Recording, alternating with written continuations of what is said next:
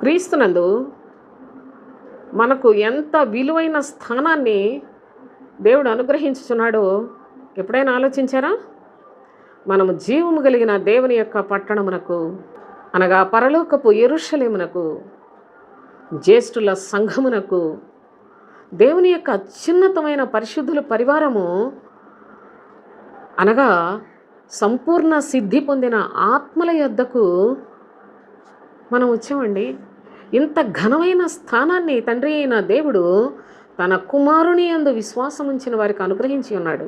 వేవేల కొలది పరిశుద్ధ దూతల యొద్ద వారితో కూడా ఉండే భాగ్యాన్ని మనందరికీ సర్వలోకములో విశ్వాసులందరికీ కూడా న్యాయాధిపతి అయిన మన తండ్రి అయిన దేవుని యొద్దకు మనము వచ్చి ఉన్నాము సోదరులారా. ఈ లోకానికి అందనివి, ఈ లోకస్తులు గ్రహించలేనివి, కేవలము క్రీస్తు సిలువ యందు విశ్వాసం ఉంచి మనము కూడా మన సిలువను ఎత్తుకొని ప్రతిదినము క్రీస్తును వెంబడించుట ద్వారా అంత అత్యున్నతమైన స్థానాన్ని తండ్రి అయిన దేవుడు మనకిచ్చాడు. పరలోకపు యెరూషలేమునకు మన ప్రయాణాన్ని కొనసాగిస్తూ ఉన్నాం. వేవేల పరిశుద్ధుల యొక్క పరివారముతో కలుసుకొనుట సామాన్యమైన విషయాలు ఇవన్నీ.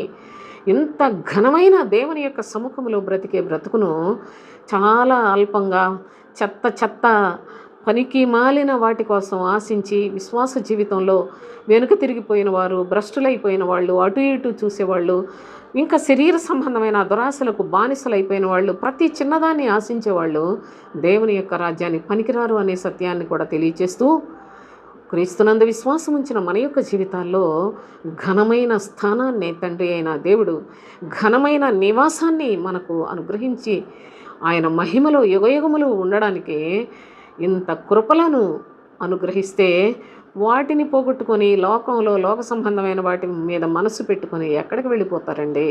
ఏమి సంపాదించుకుంటారు సోదరులారా? శ్రేష్టమైన ఈవులు తండ్రి తన పిల్లలకు అనుగ్రహిస్తున్నాడు.